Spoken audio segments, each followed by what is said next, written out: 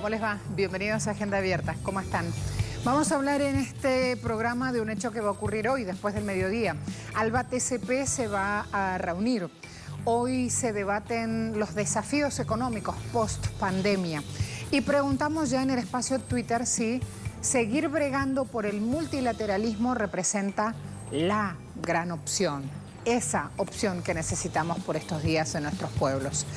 Tienen Twitter para interactuar y también tienen Instagram, así que si están a lo mejor oyendo la señal de Telesur a través de algún canal comunitario, si están siguiendo esta señal por YouTube, usen todos los espacios habilitados para empezar a abrir el debate y plantear los temas. Vamos a empezar, así nos alcanza este tiempo.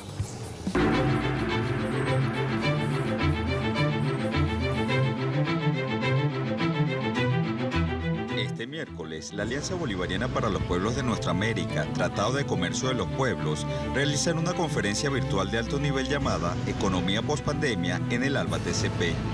Será la primera cita del bloque de integración regional bajo esta modalidad para determinar debilidades y fortalezas sobre la economía, las finanzas y el comercio de los países miembros. Los jefes de Estado y Gobierno desarrollarán sus análisis y propuestas ante el nuevo desafío de fijar criterios en estas áreas una vez superada la crisis sanitaria generada por la COVID-19. El encuentro contará con las palabras de introducción del presidente de Venezuela, Nicolás Maduro, quien será acompañado por la secretaria ejecutiva de la Comisión Económica para América Latina y el Caribe, Alicia Bárcenas, el periodista e historiador Ignacio Ramonet y el director del Instituto Tricontinental de Investigación Social, Vijay Prachad.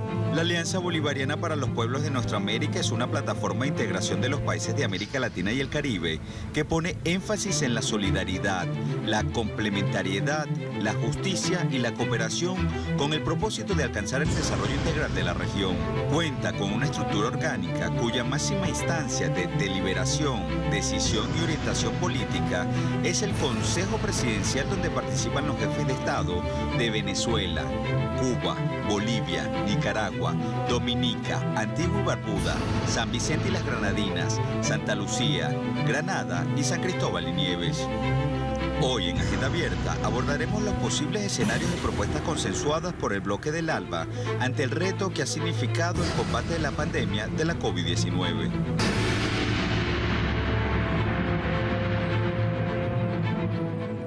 Últimas noticias, un medio de comunicación privado de acá de Venezuela dice: Maduro participará en la conferencia post-pandemia en el ALBA TCP. Una reunión que estará dirigida a fijar los criterios de la economía real que le garantice a los pueblos el vivir viviendo. Así lo planteó el presidente venezolano al instruir a la vicepresidenta de este país y al canciller a hacer todas las coordinaciones para concretar esta conferencia. Además, ya se sabe que habrá participación especial de Alicia Bárcenas, por ejemplo, secretaria ejecutiva de CEPAL. CEPAL es la sigla que habla de la Comisión Económica de América Latina y el Caribe, entre otros actores políticos y económicos y sociales. La agencia cubana de noticias dice: intervendrá hoy presidente cubano en conferencia de temas económicos convocada por el ALBA TCP. Hoy en esta conferencia catalogada de alto nivel sobre economía, finanzas y comercio en el marco del COVID-19 convocada por el ALBA, se debatirán, entre otros temas derivados de esta compleja situación global, temas económicos, temas sociales, temas sanitarios, sobre los que se van a establecer criterios, propuestas que llevan los presidentes o los asistentes para lograr vencer justamente la coyuntura que estamos pasando por la pandemia. Así entonces voy a mostrarles otra publicación que es Granma, una publicación de Cuba, ALBA TCP frente a COVID-19, 5 datos sobre esta conferencia de alto nivel. El primero que reseñan es quién ha promovido esta conferencia y allí aparece justamente la figura del presidente de la República de Venezuela, Nicolás Maduro, llamando a coordinar en este evento todos los esfuerzos para que salgamos de esta post-pandemia con mejores herramientas. ¿Qué objetivos persigue esta cita del bloque regional? Bueno, hablar de qué debilidades tenemos, qué fortalezas, cómo estamos parados en materia económica, cómo se va a superar esta crisis sanitaria generada por la COVID-19. ¿Qué importancia adquiere esta conferencia virtual de alto nivel en el contexto regional? América Latina es el nuevo epicentro de la pandemia, eso ya lo sabemos. Está al tanto toda la autoridad de la región de que se necesita un proceso de recuperación y de reconstrucción y que va a exigir más cooperación y más integración regional. Allí algunos de los puntos resaltantes.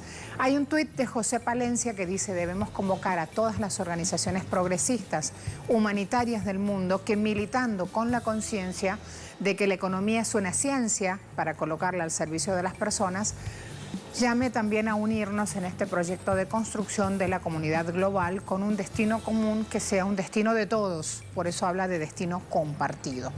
Hay otro tuit que aprovecho de mostrar, lo envía Dagoberto. Dice: la unidad sigue siendo fundamental en nuestra lucha. Seguimos en combate más unidos cada día. ALBA TCP juega un papel fundamental en esa unidad latinoamericana y caribeña. Allí entonces algunos de los puntos que se mueven hasta ahora. José Lorenzo Reyes, otro tuit, tomamos al azar desde aquí los distintos pronunciamientos. Él dice: resulta muy valioso en estas circunstancias en que el régimen de Estados Unidos arrecia su asedio a Venezuela, Cuba y Nicaragua, que se articule el espacio ALBA TCP. Ojalá y se proyecte el fortalecimiento de los vínculos de este bloque con otros actores económicos, geopolíticos globales de gran alcance como Rusia, China e Irán. También aprovecho ya este espacio en el cual hablamos de temas del ALBA para ir sobre un tuit del presidente Evo Morales, donde indica que no hubo fraude electoral en Bolivia, según lo anunció y fue el notición el día de ayer de New York Times y Washington Post, que son dos publicaciones de Estados Unidos, y que tienen claro que esto precipitó un golpe de Estado en el que intervino Trump por el litio boliviano. Esto lo admitió el año pasado el senador republicano por el estado de Virginia, Richard Black, y dijo: es un deber, Evo Morales lo dice, es un deber recuperar la democracia. Hoy siguen hablando de esta gran información que fue en la jornada de ayer, tener claro que en Bolivia lo que hubo, lo que pasó es un golpe de Estado y hay elementos políticos sociales en todo el continente exigiendo entonces, si no hubo fraude, las elecciones son válidas, tiene que juramentarse el presidente Evo Morales. Así entonces, con este conglomerado de información, de una voy a abrir el espacio de análisis. Me espera Hernán Vargas, analista internacional, miembro de la Secretaría Continental de ALBA Movimientos, militantes de una organización que se llama Movimiento de Pobladoras y Pobladores aquí en Venezuela. Te doy la bienvenida, buen día.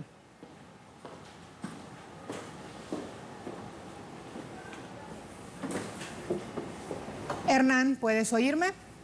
Sí, te escucho. ¿Cómo te va? Buen día, decía. Buen día para todas y para todos. Buen día para ti. Muchas gracias. Vamos a hablar de estos desafíos económicos post-pandemia, desde la base, desde lo social. ¿Qué nos hace falta, Hernán?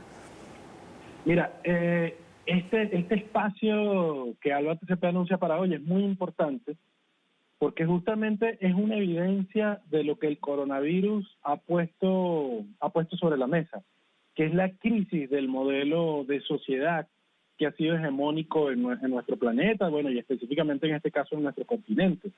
Nos habían dicho que las mejores referencias de desarrollo eran los Estados Unidos, era Brasil, Chile, Perú con su crecimiento económico reciente, y justamente los números de contagios de esta pandemia nos demuestran o nos dicen casi lo contrario.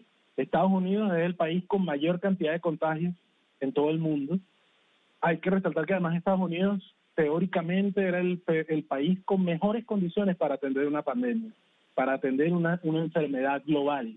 Eso es importante mencionarlo, porque eso incluso estaba certificado por organismos internacionales, y fíjate que eso no tiene nada que ver con la intención, con la voluntad política, porque nos demuestra que no es una sociedad cuyo fin sea atender a las mayorías, sea atender los problemas de salud, sea atender situaciones de crisis global como la pandemia, ¿no?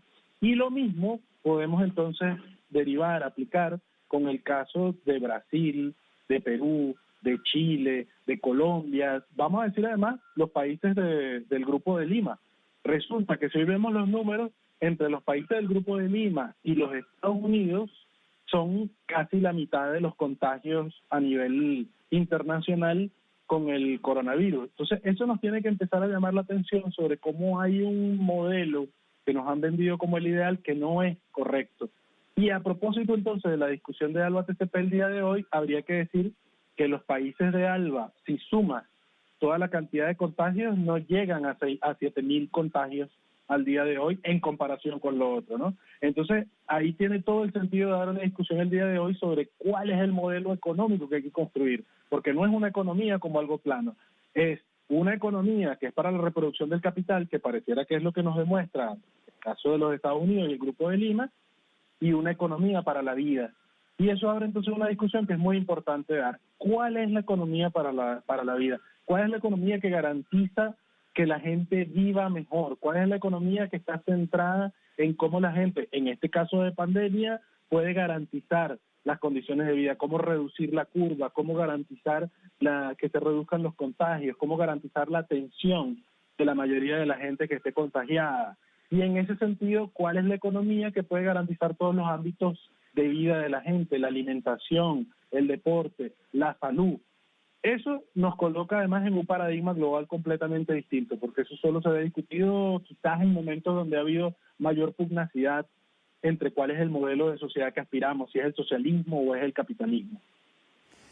Hay muchas discusiones allí para hablar de economía real, y no solo hablo de poder adquisitivo y cómo levantarlo, discusiones tributarias y cómo redistribuir en nuestros países para este momento de crisis sanitarias que vivimos. También es necesario hablar sobre la distribución de lo que se produce, por ejemplo, en rubros alimenticios. No solo es el título soberanía alimentaria, tenemos que ver los modus operandi, digamos, de todos estos quehaceres que finalmente vemos cómo impactan y muy de lleno en nuestras vidas. Sobre esto también quiero preguntarte, desde los movimientos sociales, cómo plantear todos estos desafíos y estos elementos en la clave de lo posible para sumar eficacia, porque ese es el término cuando nos referimos hoy a pandemia. Vemos quién fue eficaz y quién no en su modelo de gestión de gobierno, y estamos hablando de nuestros pueblos. Claro.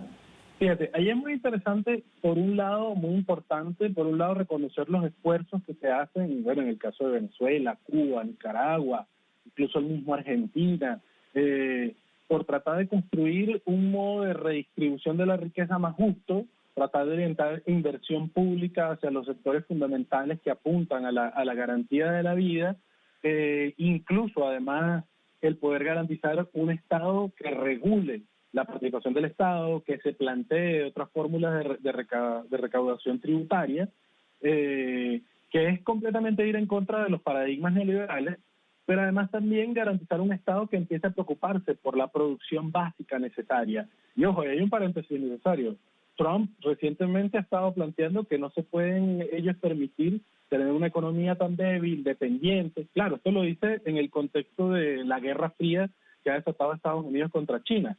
Pero tiene todo sentido en este momento debatir, incluso para el imperio, para los custodios del neoliberalismo, la importancia de tener esquemas de soberanía interna. Y en ese tema de la soberanía alimentaria que tú tocabas, es muy importante lo que ha venido ocurriendo en el último tiempo, porque no se trata entonces de inventar, de pensarse lo que habría que empezar a hacer, sino incluso reconocer las realidades. La misma FAO nos indica que la mayoría de lo que comemos a nivel mundial viene de la agricultura campesina y de la pequeña agricultura, de la agricultura familiar. Y este es un dato muy importante que se empieza a reflejar en este momento en Venezuela y en el resto de los países de la región. Tú miras cada vez más que hay sistemas de distribución directos, sin intermediarios, entre campo y ciudad, con organizaciones que lo garantizan. Ves que el MST, el Movimiento Sin Tierra de Brasil, declara que ha distribuido más de 200.000 toneladas de alimentos a las ciudades. Ves que lo mismo viene pasando en Argentina, donde el movimiento pequeño campesino, la Central de Trabajadores de Economía Popular, ha venido construyendo unos vínculos para la distribución de alimentos hacia las ciudades, cuando los grandes se quejan porque ha venido habiendo un aumento arancelario. En el caso de Venezuela vemos como en el escenario de bloqueo hemos comido buena parte de este tiempo gracias a ese pequeño productor comunal, de cooperativas, de redes de productores que se han construido en este tiempo y han garantizado distribución en las ciudades. Eso me parece que empezar a identificar la centralidad de la producción agrícola pequeña, campesina en la ciudad, la importancia de los modos de producción agroecológicos, campesinos, fortalecer ese vínculo es fundamental. Y eso no necesariamente además esa es una concepción de la economía mixta que te piensa en apoyar a los grandes productores del campo, entre el Estado y esos sectores privados, pero también entonces pensar a este pequeño productor, repito, cooperativista, de red de productores, de formas comunitarias, de formas comunales, como en el caso en Venezuela. Eso sin duda tendría que ser un elemento central dentro de la discusión, porque además un punto importante es que entonces no te están apostando a esa economía de la gran circulación de capitales, de la gran circulación de capital financiero y de renta, sino básicamente de la circulación de bienes de uso para la mayoría de la población. Es un esquema donde la ganancia no es el tema central, es garantizar que la mayoría de la gente tenga alimentos. Y ese es un esquema que me parece, ese es un tema del cual creo que hay que aprender para poder extrapolarlo a los otros niveles de la economía. Otro punto vital aquí es qué aporte hacen los sindicatos. ¿Por qué? Porque esta nueva etapa, el trabajo es justamente el gran capital, porque con eso ponemos el puchero arriba de la mesa, como decimos en Argentina, y el rol que los trabajadores estamos teniendo en nuestras sociedades. Por ejemplo, a esta hora, una empresa de comunicación internacional que es CRT tiene imágenes de manifestantes en Estados Unidos ocupando una estación de policía desalojada en Seattle. Zona autónoma de Capitol Hill, la llamaron. Aquí en esta área de 6 cuadras están diciendo: la policía siempre será racista porque el capitalismo requiere desigualdad. En ese entorno deciden ocupar la planta. Cada vez que trabajadores de cualquier punto geográfico ocupan una planta pasan a ser estigmatizados, y ahí es donde justamente hablo de este rol y de qué manera y de qué forma nos insertamos ahora a los golpes, porque otra opción no nos queda, en un modelo donde nos habían desalojado, porque en el capitalismo no tenemos espacio, eso lo tenemos claro. La cuestión entonces es cómo reconquistar nuestros lugares. Sí, allí por tercera vez, poniendo el ejemplo de los Estados Unidos, ciertamente lo que ha venido ocurriendo en las últimas semanas es ya cuando el vaso se rebosa, porque las expresiones de dominación son tan bárbaras que el pueblo no puede seguir aguantando, ¿no? Entonces, tal como tú dices, el racismo, la discriminación por género, las formas patriarcales de discriminación machista, las fórmulas de discriminación por nacionalidad, son relaciones de dominación que te permiten garantizar la acumulación máxima de capital. Como tú planteas, el despojo del trabajo de la gente, pero no solo del trabajo, sino además la extracción de todas las formas de valor que se generan permanentemente. Entonces, ciertamente, el trabajo, por contraposición, eso es el caso de Estados Unidos, ¿no?, que lleva semanas con protestas contra el racismo brutal y el capitalismo salvaje que vienen desarrollando, pero en el caso entonces de la discusión de hoy de ALBA, habría que discutir entonces lo contrario: cómo proteger en la región el valor del trabajo, cómo proteger además al trabajador o a la trabajadora, pero además el rol que tiene ese sujeto en la reproducción, en la reorganización de las formas de trabajo. Allí me parece que es central discutir algunas claves que ya el comandante Chávez planteó hace años atrás, que recordó además, que no era que las inventó, sino que estaban puestas sobre la mesa, que era la necesidad de avanzar en un modelo de mayor democracia con niveles de autogestión, es decir, cómo esta clase trabajadora organizada en consejos de trabajadores, en sindicatos, son parte central de la organización de los modos de producción, pero también esas comunidades organizadas, esos pobladores en el territorio, son parte del proceso de organización, del consumo, de la planificación de la producción, de la distribución, y al mismo tiempo entonces ejercen el otro elemento que es el control social dentro de la economía, que es un asunto central. Nosotros necesitamos para librar esta batalla garantizar la justa distribución de lo que tenemos, ¿no? Y eso pasa porque efectivamente haya una sociedad organizada que está observando, está mirando, está vigilando. Creo que hay muchas cosas esas que se expresan tanto en las protestas en Estados Unidos como las protestas que hemos visto recientemente en Chile, las protestas en Ecuador, las protestas en Bolivia, las mismas protestas en Colombia. O sea, ha sido un pueblo que se ha tenido que ir a la calle a pesar de la pandemia, porque lo que está en juego es su vida, y claramente a los gobiernos de derecha no les interesa su vida. Entonces, todo esto tiene que ser parte de la discusión del seminario económico del día de hoy.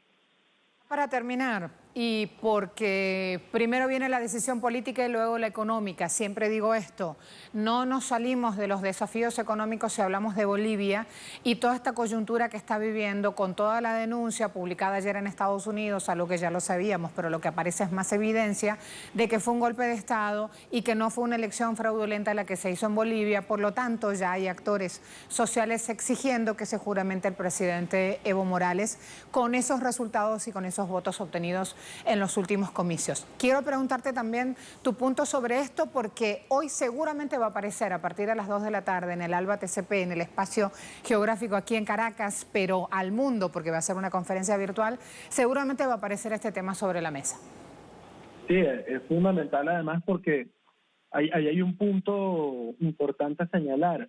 Es central en este momento reposicionar la fuerza del ALBA TCP como espacio de articulación multilateral entre países frente a una crisis evidente de los órganos de integración que se supone que existen en la región.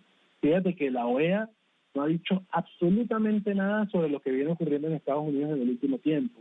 No ha visto absolutamente nada sobre las protestas en Chile, sobre las protestas en Ecuador, sobre las protestas en Colombia, sobre mismo la situación en Perú. Con el tema de la pandemia no ha tenido ningún rol de liderazgo de ningún tipo. Y en el caso específico patético y vergonzoso de Bolivia, no solo no permitió que como órgano de integración se frenara un golpe de Estado y se preservara la democracia, sino que además fue cómplice.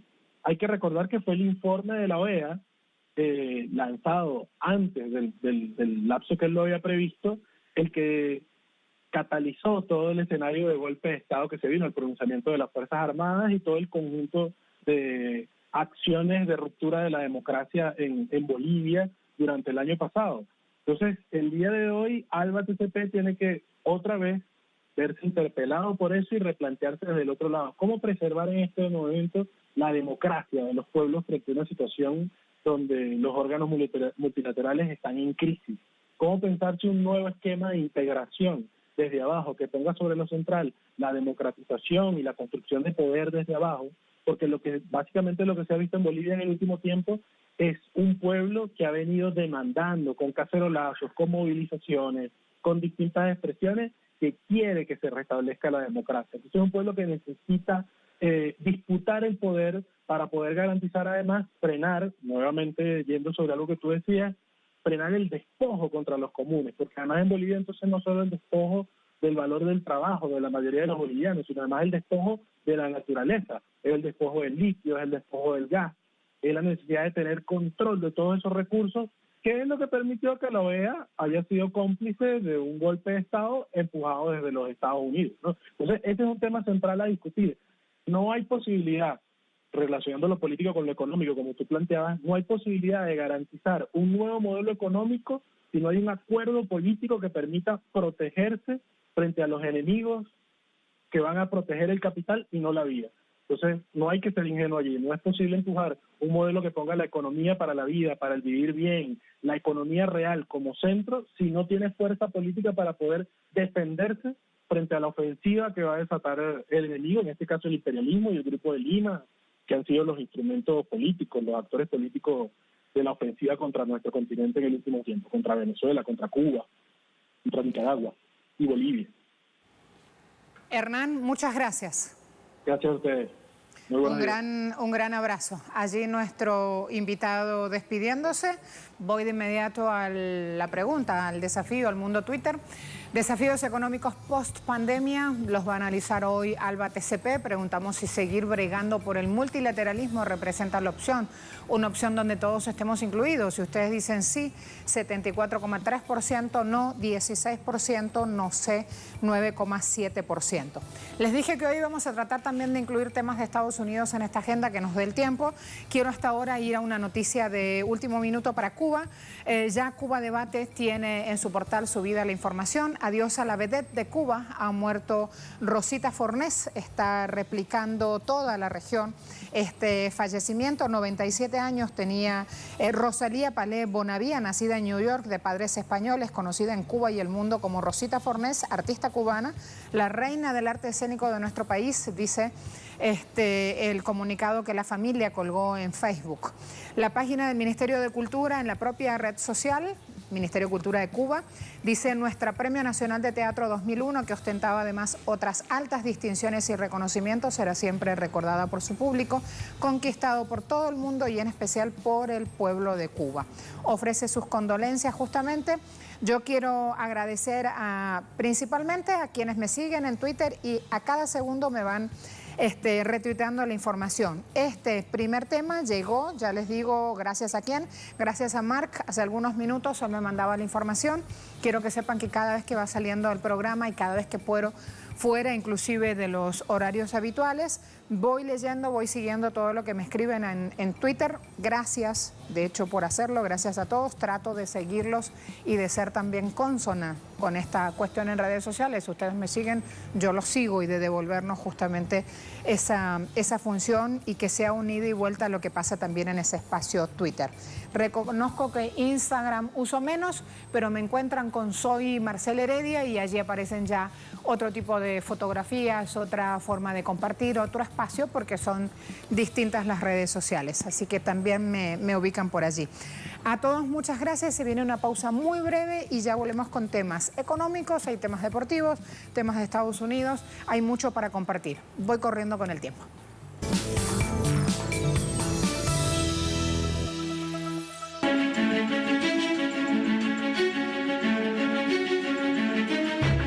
Este miércoles, el Comité Judicial de la Cámara de Representantes de los Estados Unidos audicionaría con el propósito de evaluar asuntos de accionar policial en ese país. En ese sentido, la Cámara Baja del Congreso estadounidense prevé adoptar una legislación de la próxima semana con objeto de prevenir el uso excesivo de la fuerza policial y el perfil racial. La audiencia contará con la testificación de líderes comunitarios, activistas, expertos y agentes de la ley como máxima representación social civil en ese país, indignada por la muerte del ciudadano afroamericano George Floyd. Entre tanto, miembros de la Cámara de Representantes ratificaron su compromiso de atender las demandas y malestar social contra el accionar del organismo policial estadounidense. Esta mañana en Agenda Abierta daremos seguimiento a la conferencia de la Cámara de Representantes de Estados Unidos y sus posibles repercusiones en medio de continuas protestas sociales en rechazo de la fuerza desplegada por los agentes policiales contra los ciudadanos afroamericanos.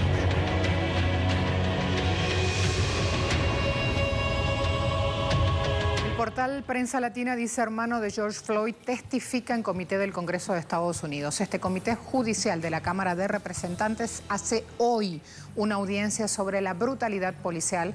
Allí va a testificar el hermano de George Floyd, asesinado, recuerden, en manos de un policía. Ese asesinato desató una ola nacional de protesta. Floyd hablará de la muerte de su hermano en esta audiencia sobre brutalidad policial y además lo que llaman caracterización racial. El panel anunció en la página oficial que se trata de una audiencia de supervisión sobre prácticas policiales y la responsabilidad que tienen las fuerzas del orden. Además, La Razón dice: 6 balas acabaron con la vida del afroamericano Maurice Gordon. Un agente de policía del estado de New Jersey disparó su arma de fuego 6 veces y mató a un hombre afroamericano que estaba desarmado. Esto había ocurrido 2 días antes de la muerte de Floyd, a manos de un policía también. La muerte de Gordon fue registrada en un video y ahora se investiga si se trata de un caso de abuso policial. La publicación de los videos el lunes se produjo en medio de protestas mundiales por el abuso policial contra los afroamericanos en Estados Unidos. Sputnik, un medio de comunicación de Rusia, dice: manifestantes derriban una estatua de Colón en la ciudad estadounidense de Richmond. Después de derribar el monumento, estos manifestantes lo arrastraron hacia el lago Fontaine. El 4 de junio, el gobernador demócrata de Virginia había ordenado retirar una estatua del general Robert Lee, comandante en jefe de la Confederación durante la Guerra Civil en Estados Unidos. Los derribos de los monumentos que honran a figuras históricas acusadas de ser racistas se están produciendo en Estados Unidos en medio de estas protestas que se dan desde fin del mes de mayo pasado, cuando Floyd fue asesinado. Además, RFI dice: Floyd, un adiós marcado por la emoción y por la política. Están diciendo aquí, luego de varios días de ceremonias fúnebres, ceremonias en honor a Floyd, ya se da también esta situación. Su funeral tuvo lugar el martes en Houston, la gran ciudad de Texas, donde este hombre afroamericano de 46 años había crecido. se convirtió hoy en ícono de la lucha contra el racismo y contra la violencia policial tras su asesinato hace 2 semanas. El día del funeral de Floyd, Donald Trump tuiteó en defensa de la policía, acusando a los demócratas de querer desmantelar las fuerzas del orden de su país. Hay un usuario, Ricky Smiley, que publicó una imagen en Twitter con el siguiente texto: el racismo es tan americano que cuando lo protestas la gente piensa que estás protestando por América. Allí la imagen. De inmediato nos vamos ahora a Cuba. Allí se da una rueda de prensa, ya es tradicional, rueda de prensa de autoridades sanitarias. Y la enfermedad COVID-19. De esta forma y acumulado, ya en Cuba se han analizado 124.947 muestras y como resultado de este análisis, pues se han diagnosticado 2.211 personas que han sido positivos a la COVID-19. Los 6 casos que se diagnosticaron ayer, todos son cubanos. Eso ha estado sucediendo prácticamente hace más de 10 días. 3 son contactos de casos confirmados y ya podemos decir que el 89,5% de los pacientes diagnosticados en Cuba, pues se ha podido precisar que son contactos de casos confirmados. Grupo de riesgo de mucho valor. Estamos hablando de 1.944 personas. En el día de ayer, de los 6, hay 2 en los cuales no se ha precisado aún la fuente de infección y con estos 2 ya se acumulan 68 en los cuales se sigue trabajando para poder encontrar la fuente de infección y hacer completas las acciones de control de foco como está establecido. Y en el día de ayer se vuelve a diagnosticar otra paciente que tiene como fuente de infección el extranjero, el exterior de nuestro país. Uno de los cubanos que han regresado a nuestro país. Y con este nuevo diagnóstico, pues se acumulan 158, que es el 7,2% de los casos que se han diagnosticado en Cuba. 5 de los casos diagnosticados ayer son del sexo femenino, acumulándose en 1.099, el 49,7% de los casos diagnosticados en Cuba son del sexo femenino, prácticamente igual que el sexo masculino, que tiene 1.112 y un 50,3%. El 100%, fíjense qué importante, y después nos vamos a referir a algo que se habló en relación con los asintomáticos. El 100% de los casos ayer fueron asintomáticos. Si no se hubieran investigado, si no se hubieran estudiado por ser contactos, por estar dentro de los grupos de riesgo, por ser de la vigilancia que se tiene con las personas que regresan a nuestro país, pues realmente a lo mejor no hubieran ido al médico ni se hubiera detectado porque eran totalmente asintomáticos. Ya con estos 6 del día de ayer, pues suman 1.169 personas que en Cuba se han diagnosticado asintomáticas en ese momento, que es el 52,9% de todos los casos confirmados. Por grupos de edades, hay un niño de 13 años de edad, una niña, perdón, de aquí de La Habana, contacto de un caso positivo, y ya se acumulan en nuestro país 244 niños que han sido diagnosticados con la enfermedad, con una evolución satisfactoria, sin complicaciones, y 218 han sido dados de alta.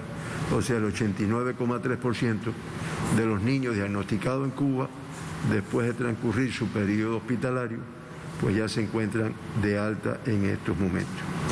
Hay un caso de 20 a 39 años de edad, 2 de 40 a 59 y 2 de 60 y más años.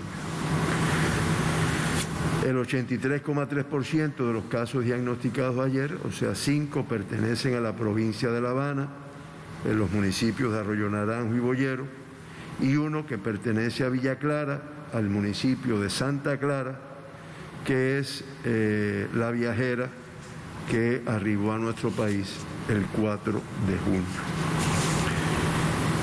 Podemos decir que de los 2.211 casos que están diagnosticados en nuestro país, pues se mantienen ingresados 240.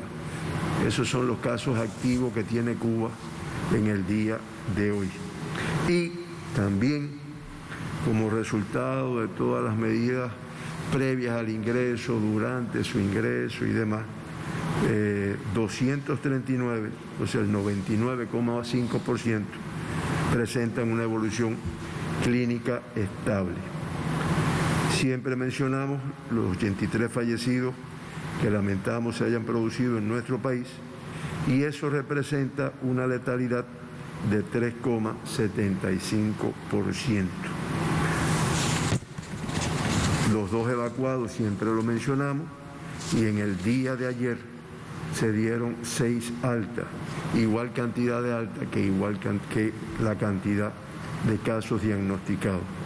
Y con estas 6 altas que se dieron aquí en La Habana, pues 1.886 pacientes de los diagnosticados en nuestro país, pues ya están recuperados, ya están de alta clínica o de alta epidemiológica, que es el 85,4% de la pandemia en nuestro país.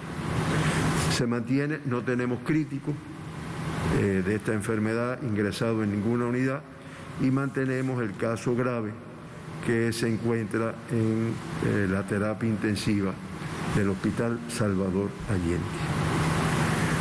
Desde el punto de vista de la tasa de letalidad, pues nuestro país ocupa el lugar número 18, tal como el mismo lugar que teníamos ayer, de los países de la región de las Américas que reportan casos de COVID-19.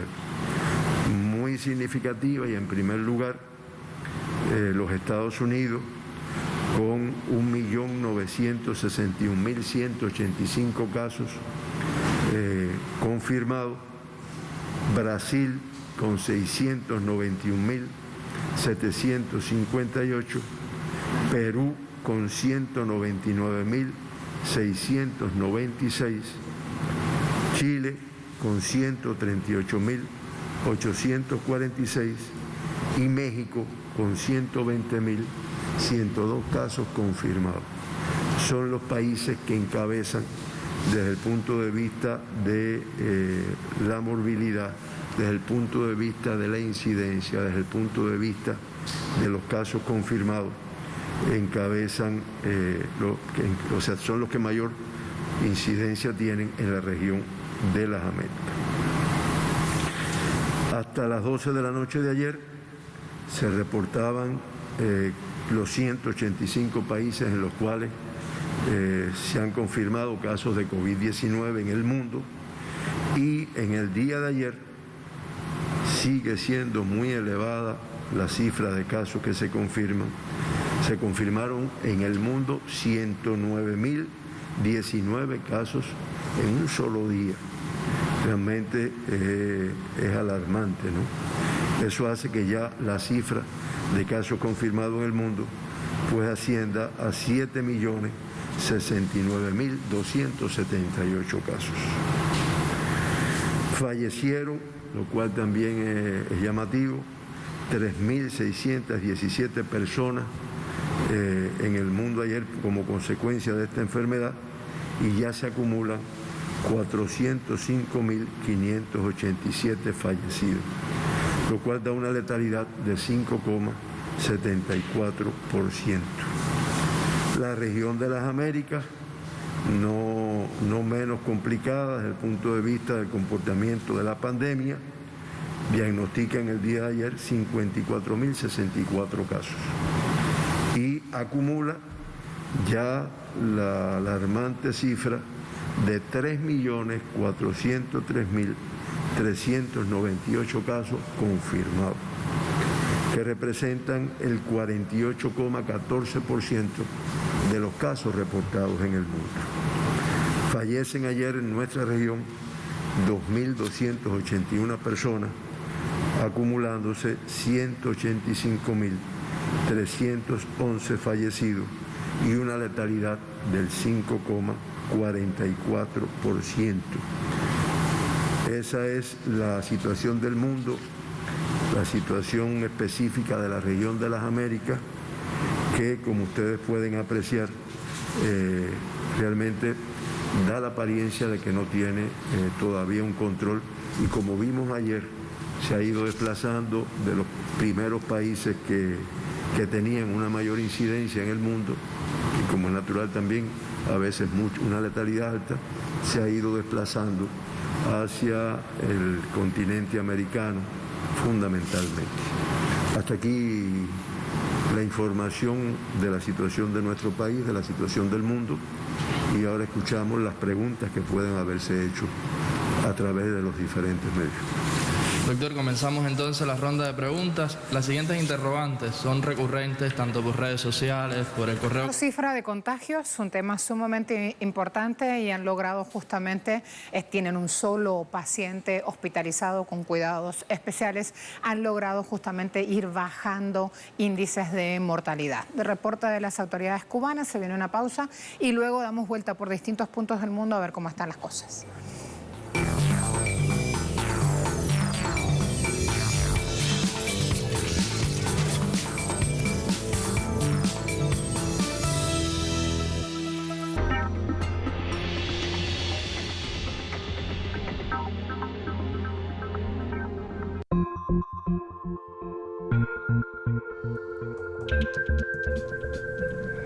¿Qué tal? Les habla Jorge Gestoso. En nuestro próximo programa, la victoria legal de los protectores de la Embajada de Venezuela aquí en Washington, defendiendo esa sede diplomática de que la usurparan grupos violentos simpatizantes con Juan Guaidó. Hablamos con uno de ellos, la antropóloga Adrienne Pine, por Telesur. Entrevista con Jorge Gestoso. Hoy, solo por Telesur.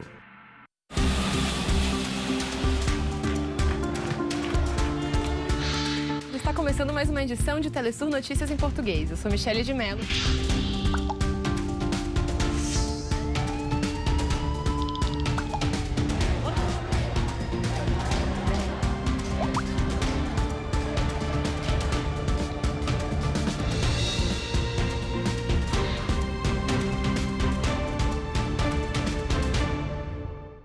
Nuestras emisiones de Edición Central ahora llegan a la pantalla de Canal 22 en Argentina, comprometiéndonos cada día contigo para informarte sobre los sucesos de América Latina y el mundo, acercándonos más que nunca a los pueblos. Telesur, la señal informativa de América Latina.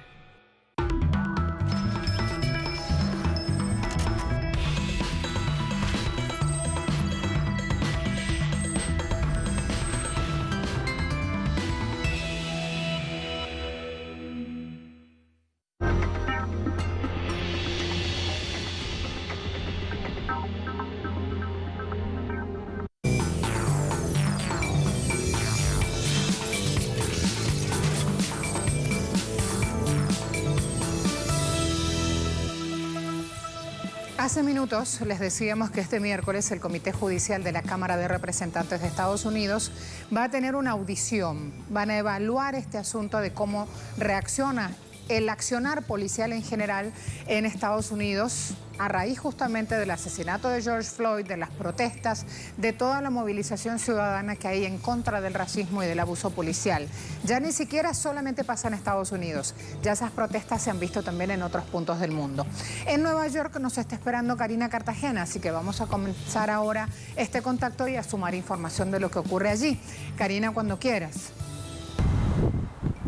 Gracias, muy buenos días para ti, la audiencia de Telesur desde Estados Unidos, donde ya son 3 semanas consecutivas de protestas tras la muerte del afroamericano George Floyd en Minneapolis, víctima de abuso policial. Estas protestas ya no solo piden justicia para Floyd, sino también una reforma de la policía en el país. Es por eso que hoy será la brutalidad policial tema de audiencia en el Comité Judicial de la Cámara de Representantes de los Estados Unidos. El presidente del comité, Jerry Nadler, demócrata de Nueva York, enmarcó la audiencia prevista para este 10 de junio como un primer paso para adoptar una legislación en las próximas semanas con el fin de prevenir el uso excesivo de la fuerza y el perfil racial. Se espera que en esta audiencia participen activistas, organizaciones, expertos, pero también Philonise Floyd, quien hablará sobre la muerte de su hermano George Floyd. En días pasados, los hermanos de George Floyd se han dirigido a multitudes en las manifestaciones registradas en Minneapolis y Nueva York y han dicho que hay que poner fin a la brutalidad policial y cambiar la forma de vigilancia de los policías en las comunidades negras. Es importante también mencionar que el Comité Judicial y los miembros del Caucus Negro del Congreso han debatido ya proyectos legislativos, algunos de los cuales ya se han presentado en los últimos años en respuesta a los incidentes similares de afroamericanos desarmados que perdieron la vida por brutalidad policial en Estados Unidos. Además de este debate de hoy, el Congreso ya tiene una propuesta sobre la mesa por parte del Partido Demócrata. Este proyecto de ley, entre otras cosas, contempla forzar a la Policía Federal a usar cámaras corporales y en el vehículo y prohibiría las técnicas de estrangulamiento. Todavía no hay una posición de los republicanos al respecto, por lo que no se sabe si vaya este proyecto de ley a ser aprobado. Por su parte, en los últimos días, los estados y las ciudades, de manera independiente, están tomando sus propias medidas, empujados de cierta manera por este movimiento de protestas tras la muerte de George Floyd. Minneapolis, por ejemplo, ya anunció que desmantelará la policía. Y en Nueva York, ayer, los legisladores del estado derogaron una ley de hace décadas que ha mantenido en secreto los registros disciplinarios de los agentes del orden. La nueva ley fue aprobada primero por el Senado estatal y más tarde por la Asamblea estatal. Ahora solo falta que la firme el gobernador de Nueva York, Andrew Cuomo, quien a través de su cuenta de Twitter dijo que la firmará en las próximas horas. Esta es la situación en Estados Unidos. Regreso contigo. Muchas gracias. Hay otro tema. El ministro de Exteriores alemán, el canciller Heiko Maas, visita este miércoles a Israel. Hay preocupación de Alemania por la posible anexión de Israel de algunas zonas de Cisjordania. Desde el Cairo, en Egipto, está Lianet Cruz ampliándonos detalles. Y aquí también, mientras voy hablándoles, hago la corrección. Quien está al frente de la diplomacia alemana, la canciller, es Merkel. La cuestión es que aquí, entre los distintos nombres, este hombre que viaja en nombre de la representación diplomática alemana. Hecha esa corrección, antes que me digan cualquier cosa, allí voy entonces con Lianet, que está en el Cairo y nos espera. Cuando quieras, Lianet. Gracias, colega. Un saludo desde el Cairo para ti y para todos los que a esta hora se informan con Telesur. El ministro de Relaciones Exteriores de Alemania, Heiko Maas, visita hoy Israel y se reunirá con el primer ministro Benjamin Netanyahu, el ministro de Defensa Benny Gantz y su homólogo Gabi Ashkenazi. Durante los encuentros, los dignatarios de ambos países abordarán temas de la agenda bilateral y regional, pero el principal asunto será el proceso de paz de Medio Oriente y la oposición del gobierno germano a la política de asentamientos judíos ilegales y a la anexión unilateral de buena parte de Cisjordania. Heiko Maas tenía previsto reunirse también con el presidente de Palestina, Mahmoud Abbas, y otros altos funcionarios en Ramallah, pero la parte israelí le advirtió que de viajar a Palestina debería someterse a una cuarentena de 15 días a su regreso a Israel para abordar el avión y continuar con su agenda de visitas oficiales a otros países de la región. Por tanto, Heiko Maas se reunirá con las autoridades palestinas a través de de una videoconferencia. Al respecto, el primer ministro palestino Mohammad Shtayyeh insistió en que Israel no debería marcar o dictar la agenda política de Hamas. En mayo, el gobierno alemán y la autoridad palestina emitieron una declaración conjunta donde decían que la anexión de cualquier territorio ocupado, incluido Jerusalén Oriental, constituiría una clara violación al derecho internacional y socava profundamente la posibilidad de una solución de dos estados. Pese a este rechazo público por parte de la potencia europea, varios funcionarios israelíes consideran que Alemania no adoptaría o impulsaría medidas punitivas contra Israel en caso de que se produzca la anexión, sobre todo luego de que se cumplen 75 años del Holocausto y 55 del restablecimiento de relaciones diplomáticas entre ambos países. Nosotros seguiremos los acontecimientos y ahora devolvemos la señal a Caracas. Muchas gracias, Leanet. Vamos a ver, mundo deportivo con pronunciamiento de Mike Tyson sobre el asesinato de Floyd.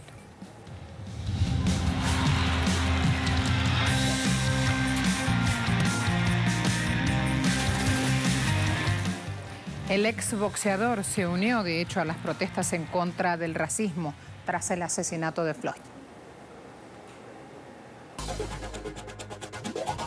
Mientras los fanáticos esperan por el regreso de Tyson a los cuadriláteros, el mismo boxeador se pronunció en contra del racismo que se vive en Estados Unidos y que tras la muerte de George Floyd, las protestas se han hecho sentir. En esta ocasión, Mike ha vuelto a aparecer en las redes sociales con una fotografía que se suma a la ola de protestas. En la última semana, la leyenda del boxeo ha utilizado su cuenta de Instagram para expresar su postura en medio de varias manifestaciones a escala mundial en contra de la discriminación racial. Hace 7 días, publicó al igual que otros deportistas, celebridades y miles de usuarios una foto con fondo negro, acompañada de la etiqueta Blackout Tuesday. Unos días más tarde, le sumó una fotografía de su madre, acompañada por unas emotivas palabras. La Federación Internacional de Tenis también dijo que este 9 de junio hará los rankings desde el 7 de junio del 2021 para determinar la clasificación de los tenistas a los Juegos Olímpicos de Tokio. Así también nos preparamos a ver esta información que da ITF.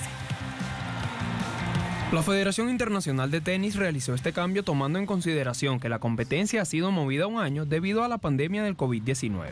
La clasificación para el torneo de tenis olímpico se determinará usando los rankings ATP y WTA a partir de junio del año entrante. Asimismo, el ente comunicó que los criterios de elegibilidad siguen siendo los mismos y cada país podrá clasificar a 4 jugadores en el cuadro provisional y 2 parejas en el de dobles. La federación también anunció que el sistema de clasificación para el tenis en sillas de rueda se mantendrá sin cambios hasta finales de 2020. Con la intención de asegurar que todos los atletas que fueron electos para las Olimpiadas de este año lo sean también para el evento de 2021.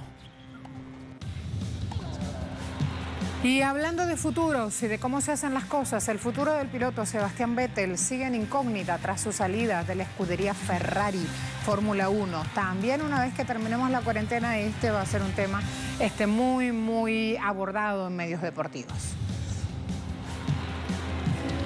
El alemán, tras anunciar su adiós de Ferrari al final de la presente campaña, se encuentra sin asiento para 2021 y podría dejar el gran circo.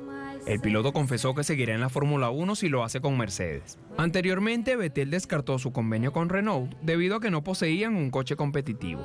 La prioridad de Mercedes desde hace años es que su campeón inglés esté lo más tranquilo y feliz posible para que su rendimiento siempre sea el máximo en la pista. Por lo que la decisión final entre ambas partes tendrá todo el tiempo necesario para determinar si fichar o retirarse definitivamente. Y tarde ahí de colado, nuestra agenda abierta, llega información desde Brasil. Andrés está listo para reportarnos sobre altos números de desempleo, que es una información que fue muy abordado en el día de ayer. Allí los datos y lo que surge de todo este reporte. ¿Cómo te va, compañero? Buen día. Hola, sí, Marcela, buen día para ti, para nuestra audiencia. Marcela, efectivamente, el día de ayer, el Ministerio de Economía aquí de Brasil reveló que fueron 960 solicitudes de seguro-desempleo aquí en ese país. Esto significa, Marcela, este seguro es pagado a todos los trabajadores que son los nuevos desempleados, estos son los trabajadores formales que cuando salen del empleo, cuando pierden sus empleos solicitan ese seguro-desempleo por 960 en mayo, y desde el inicio de la pandemia, Marcela, ya son más de 2.246.000 solicitudes de seguro-desempleo, y en un acumulado en el año son más de 3 millones. Estamos hablando, Marcela, de nuevos 3 millones de desempleados desde enero, esto en el servicio formal, eso porque este seguro es pagado solamente a los trabajadores que tienen registros que son formales en un país que tiene más de 38 millones de personas en la informalidad según los últimos datos. Por aquí también se espera una crisis económica muy fuerte que no surge, según los economistas, no surge con la pandemia, pero es agudizada por la pandemia y agudizada justamente como un reflejo de esas políticas públicas implementadas por Jair Bolsonaro y también antes por el presidente de facto Michel Temer. Marcela, te cuento también aquí sobre Río de Janeiro, una ciudad que desde el sábado, el estado de Río de Janeiro desde el sábado flexibilizó sus actividades, su cuarentena, por ejemplo. Ahora se percibe, por ejemplo, aquí estamos en la puerta de la alcaldía, se percibe una movimentación grande de las personas que retornan a las calles, pero te cuento, Marcela, que aquí son casi 7.000 muertos. El pico todavía no ha llegado según la Universidad de Río de Janeiro, pero asimismo existe una flexibilización. Las personas, muchas están con tapabocas en las calles, pero existen también personas que todavía no están con tapabocas. Aquí es obligatorio la utilización del tapabocas, pero se percibe, Marcela, como un retorno a una normalidad, pero no existe normalidad según los estudios, una vez que aquí en Río de Janeiro no llegó en el pico de la enfermedad que se espera para este mes. O sea que las personas que serán contaminadas ahora, el reflejo será justamente en 15 días más. O sea que ahora que se flexibiliza la ciudad de Río de Janeiro, el estado de Río de Janeiro, en 15 días más, Marcela, infelizmente nosotros estaremos contabilizando los contaminados y muertos, víctimas justamente de la reapertura de esa ciudad, de este estado, según los diferentes profesionales de la salud que advierten que no es el momento de reabrir, es el momento de estar en sus casas, pero aquí en Río de Janeiro no es la realidad, Marcela. Muchas gracias por la información, gracias a todos por seguir lo que pasa en nuestros pueblos a través de nuestra pantalla. Hasta luego.